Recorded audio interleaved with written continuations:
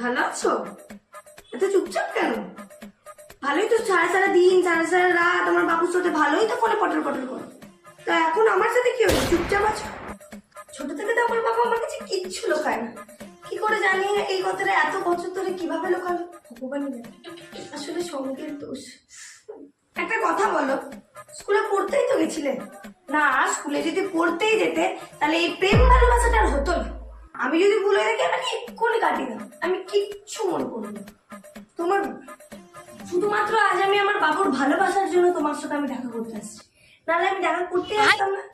এটা ভেবো না যে তোমার সাথে দেখা করতে এসছি বলে তোমার সাথেই বিয়েটা হবে, কারণ আমাদের বাড়ির শেষ ডিসিশনটা নেয় বাবুর বাবা। বাড়ির লোক জানে? হ্যাঁ, মা জানে। সে মাকে আর কি দোষ দেবো, সে তো আমারই সিচুয়েশন আছে। আবার শুরু হয়ে গেলে। দেখা করতে তো নিয়ে এসছিস, চুপচাপ বসে থাকবো নাকি? কথাই তো বলবো। আজ কিন্তু শুধুমাত্র আমি তোমার সাথে